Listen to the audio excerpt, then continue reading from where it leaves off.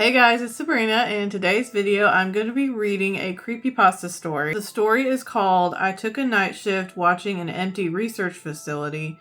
They Gave Me 8 Rules. It was posted in Reddit nosleep, and the author's username is puzzleheadroom5253. I will link the original post below so you can follow along. Also, check out the author's profile for other scary stories. Alright, let's get into it.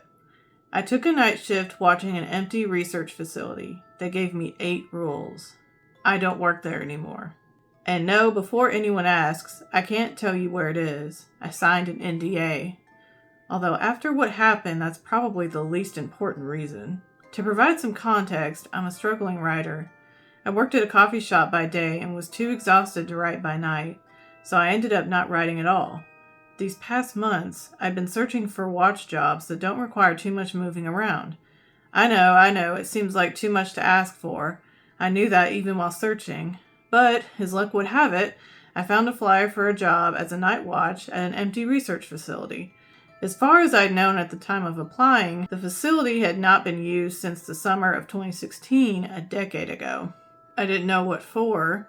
I still kinda don't. The job paid absurdly well, and all I had to do was sit in an observation room and watch CCTV footage of 3 hallways. At 1-hour intervals, my only job was to log the hallway's behavior. And when I say behavior, I mean lights, temperature, intruders, if any. All that only took 5 minutes and left me with plenty of time for my novel. It was the perfect job. Except, of course, it wasn't. I wouldn't be here if it was. The job was from 12 a.m. to 7 a.m., which are pretty reasonable hours if you ask me. The contract was only 6 pages. 5 were standard employment stuff. The 6th had a list of 8 rules I had to follow. Rule number 1, do not fall asleep. Rule number 2, do not, under any circumstance, leave the observation room between 2 a.m. and 4 a.m. There is a bathroom in the room if you need it. Rule number 3, ignore any announcements over the intercom. Rule number 4. If you hear knocking from inside the facility, continue writing your report. Rule number 5. The experiment officially ended on the 14th of July, 2016. Rule number 6. If anyone tells you otherwise, they are part of the experiment. Rule number 7. If the loudspeaker announces Trial 482 beginning, close the blackout shutters immediately. Rule number 8. If someone asks to be let out, then they already were. This is where I started getting finicky about the whole thing. I thought that the experiment was over, but here these people were, indirectly informing me that it wasn't. I didn't want to be caught up in some unethical human rights violation situation, but I needed the time and the money desperately, so my conscience eventually lost, and my job began. I stayed in that observation room against my better judgment. At exactly 2:17 a.m., screams would start. Then an announcement. Trial 482, beginning. Then I would close the shutters and be impervious to what went on outside.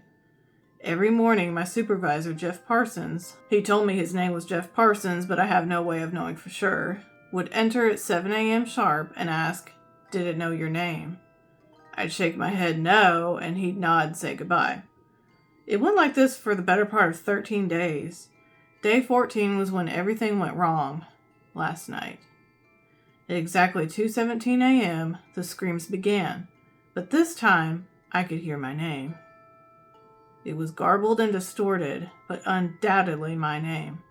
I was already terrified at this point, but exactly a minute later at 2:18, the screams stopped.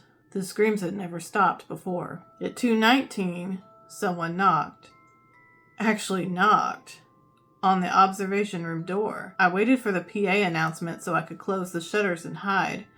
But at 2:20, the only thing said over the PA was, "Observer failure detected." At this point, I couldn't give a damn about the rules. I tried to close the shutters anyway, but they were jammed. I was left exposed to whatever happened out there when I wasn't looking. There was a fire outside, but it seemed ephemeral. My intuition told me it was. Scientists were running around, test objects were running around, all of them screaming their heads off. At 2:21, a woman ran up to the window and began pounding on it. I screamed. It was as if she was trying to reach me, not escape. Reach me. "You're early," she mouthed. Then I noticed something. The scientists weren't looking at the fire. They were looking past me, behind me. I looked back so fast I got whiplash, but there was nothing there. I turned back to the horrific scene outside, but they were all gone. No one was there. The fire had vanished, and so had the people. I was alone, once more. From 2:24 to 7 a.m., I began looking up the research facility obsessively. After stumbling upon some obscure 4chan thread from 2020, I found that the experiment really had ended on the 14th of July, 2016. Everyone had perished in a massive fire. It was then that my supervisor came to get me. 7 a.m. sharp. "Did it know your name?" he asked. And finally, I understood why he would ask such a question. I said, "Yes." His face tightened. "I see. Then I'm terribly sorry to be the bearer of bad news, but..." "I quit," I told him. I knew what the bad news was, and it wasn't very bad at all. I didn't have to work here any longer. I've moved back in with my ex. He's understanding, only because I seem so messed up. I still don't know what I saw that night. My best bet is that it's an event that won't stop happening.